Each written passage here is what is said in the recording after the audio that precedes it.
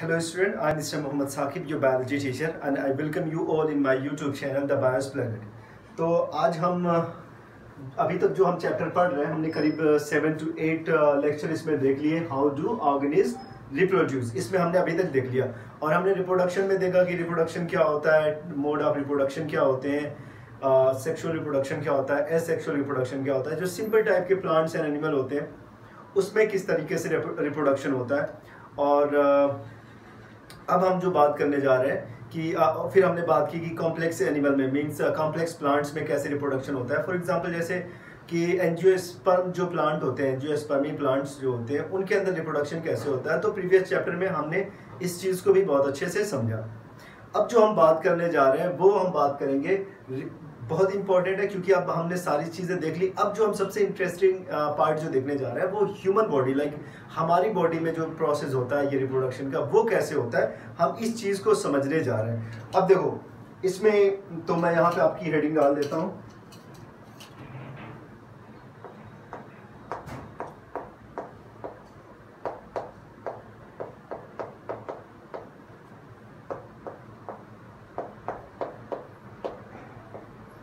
Human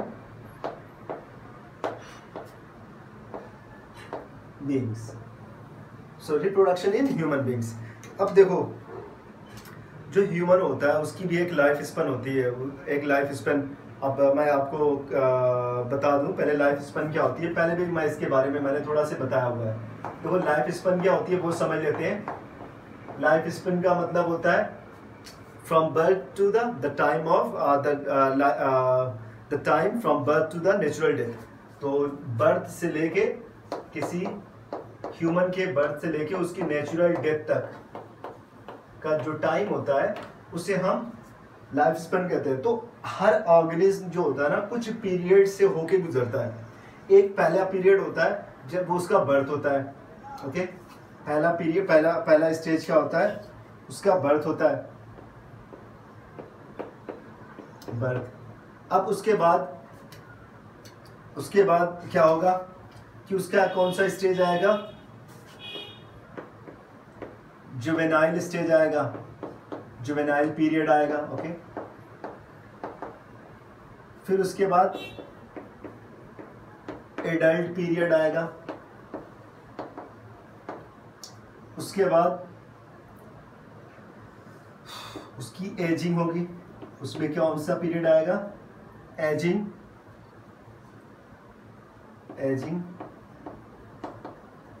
period, ageing और senescence, और last में उसकी क्या हो जाएगी, डेथ।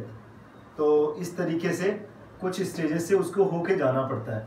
तो मैं आपको क्या बता रहा था कि एक ह्यूमन की लाइफ में ये सारे स्टेजेस आते हैं। ह्यूमन नहीं, ऑलमोस्ट सारे एनिमल्स जो होते हैं सबके अंदर ये सारे स्टेज देखने को मिलते हैं। तो जो बर्थ से लेके जुवेनाइल, ये तो कुछ खास नहीं होता, बट जुवेनाइल से एडल्ट वाला जो पीरियड होता है ये बड़ा ही एक्टिव पीरियड होता है।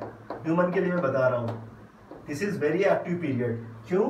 क्योंकि इसमें बॉडी का मैच्योरेशन होता है। किसी भी ह्यूमन का, मेल का, फीमेल का मैच्योरेशन होता है। ये अपने आप को प्रिपेयर करते हैं फ्रॉम जुवेनाइल टू एडल्ट, ये अपने आप को प्रिपेयर, या फिर बर्थ से डायरेक्ट एडल्ट तक हम देख लेते हैं कि ये वो पीरियड होता है जब तक ऑर्गेनिज्म अपने आप को, या फिर जो चाहे मेल हो चाहे फीमेल हो, वो अपने आप को क्या करता है, प्रिपेयर करता है फॉर रिप्रोडक्शन। और इस एज में जैसे ही वो एडल्ट फेज में पहुंचता है तो बॉडी में कुछ चेंजेस देखने को मिलते हैं। Then you can understand there are maturation gonna be happen in this body. तो वो समझ में आ जाता है, that will show that maturation is taking place, कि मैच्योरेशन बॉडी में हो रही है या फिर हो चुकी है, और वो जो मेल है या फिर फीमेल है वो मैच्योर है। देख कुछ कैरेक्टर्स होते हैं, ठीक है ना। ऐसे में कुछ जो क्या नाम है, कुछ कॉमन कैरेक्टर्स होते हैं, कुछ डिफरेंट कैरेक्टर्स होते हैं मेल और फीमेल में। क्योंकि बिकॉज ह्यूमन में कौन सा रिप्रोडक्शन होगा, ऑफ कोर्स सेक्सुअल रिप्रोडक्शन होगा, because their body is very very complex type of body. और ये यूनिसेक्सुअल होते हैं, प्लांट की तरह से बाइसेक्सुअल नहीं होते, यूनिसेक्सुअल। तो ये किस तरीके के एनिमल हैं, unisexual animal, means male and female both are present in different body, means male present in different body and female parts present in different body, male part present in different body and female part present in different body. Okay, यहाँ तक अगर समझ में आ गया तो हम बात करें इस उन कॉमन कैरेक्टर्स की जो एडल्ट फेज में दिखना शुरू हो जाते हैं। ठीक है, ये मैच्योरेशन फिर से एक बार मैं बता दे रहा हूँ। मैच्योरेशन क्या है? मैच्योरेशन का मतलब ऑर्गेनिज्म जब अपने आप को प्रिपेयर करता है फॉर द रिप्रोडक्शन, और जब रिप्रोडक्शन के लिए प्रिपेयर हो जाता है, वो एकदम रेडी हो जाता है, तो हम उस स्टेज को कहते हैं एडल्ट स्टेज। हम इस स्टेज के बारे में बात करने जा रहे हैं, where a man is a man or women is are ready to produce their organism or produce their future generation। अब ये वो स्टेज आ गई है जहाँ पे वो ऑर्गेनिज्म अपनी फ्यूचर जनरेशन को प्रोड्यूस कर सकता है। वो मेल और फीमेल दोनों क्या कर सकते हैं, उस फ्यूचर जनरेशन को प्रिपेयर कर सकते हैं। तो ये इस स्टेज को हम क्या कर, प्रोडक्शन के लिए रेडी होता है। जब वो एनिमल रिप्रोडक्शन के लिए रेडी होता है तो वो स्टेज, उस स्टेज को हम क्या कहते हैं कि ये जो प्रोसेस होता है उसको हम कहते हैं प्यूबर्टी।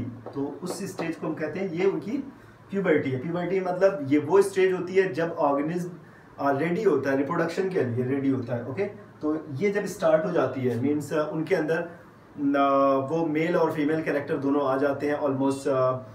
वो स्पेशल जो हार्मोन होता है उनका सिक्रेशन होना स्टार्ट हो जाता है। अब चलो मैं तो यहीं पे आपको हार्मोन के बारे में भी थोड़ा सा बता दे रहा हूँ।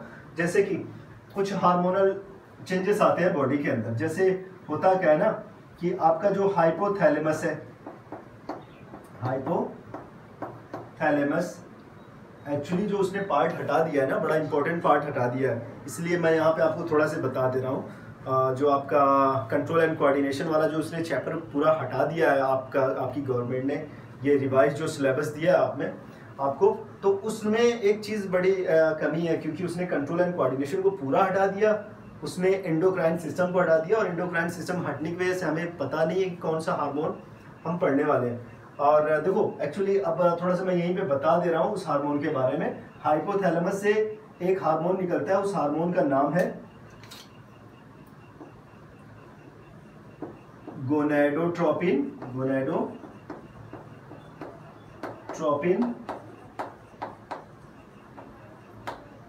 रिलीजिंग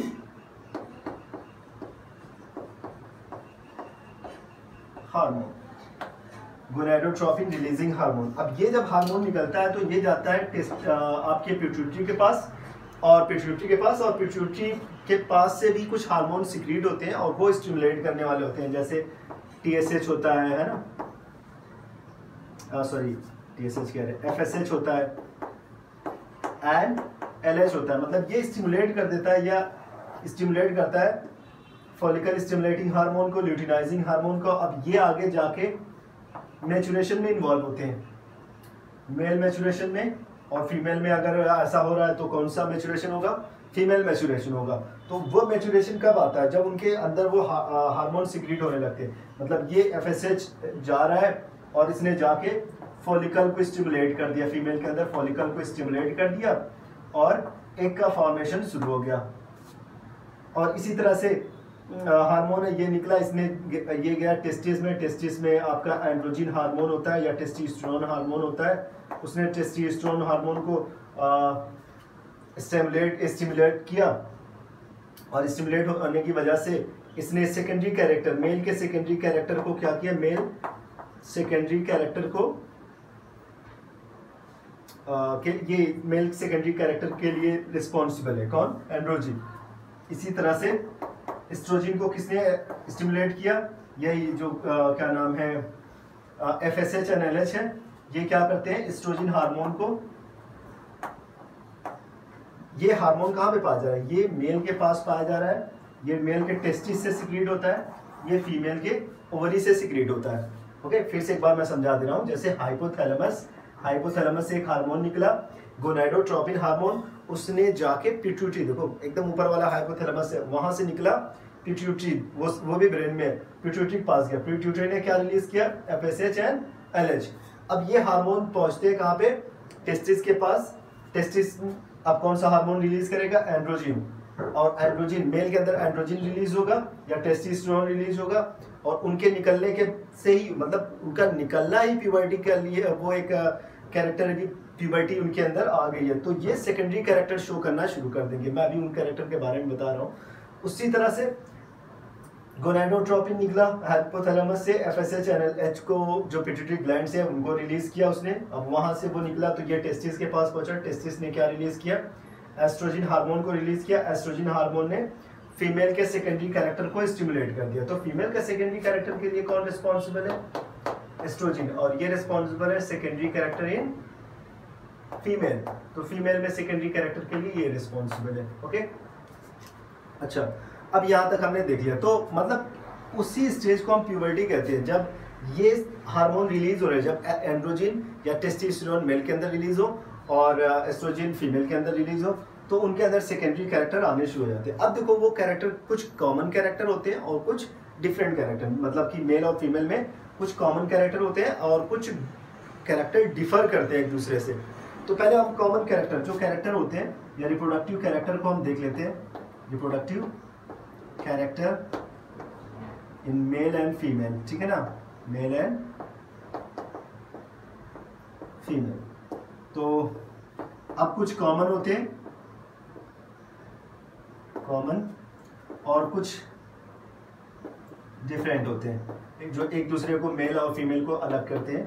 उनसे आप देख के बता देंगे कि ये मेल है, ये फीमेल। अब फॉर एग्जांपल जैसे कॉमन में क्या क्या आ सकता है? What are those characters which are common in both male and female? तो मेल और फीमेल में कॉमन क्या है? पहली चीज है कि अब दोनों की जो स्किन होती है वो ऑयली होनी स्टार्ट हो जाती है। Their skin will start to be oily।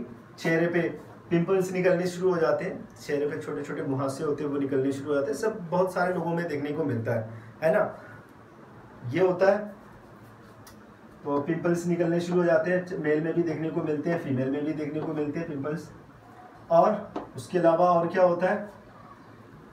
और भी उनके अंदर कुछ कैरेक्टर होते हैं। फॉर एग्जांपल जैसे उनके जो आर्म पिट्स होते हैं और उनके जो जेनाइटल एरियाज होते हैं वहाँ पे थिक हेयर आ जाते हैं और वो हेयर डार्क होते चले जाते हैं। ओके, आर्म पिट और जेनाइटल एरिया में, तो वहाँ पे बॉडी हेयर्स आने शुरू हो जाते हैं, बॉडी हेयर्स आने शुरू हो जाते हैं, ठीक है। तो ये कुछ कैरेक्टर है, नॉर्मल से कैरेक्टर है। और एक और कैरेक्टर होता है, मतलब कि एक बड़ा इंपॉर्टेंट कैरेक्टर है, मींस इस एज में प्यूबर्टी स्टार्ट होने के बाद से जो मेल एंड फीमेल दोनों के बीच में, मतलब अपोजिट जेंडर की तरफ अट्रैक्शन बढ़ जाता है। ओके, मतलब ये नेचर ने इस तरह से बना के रखा है, not in human, almost in every animals you can see whenever their puberty will start, they will start to attract toward the opposite gender।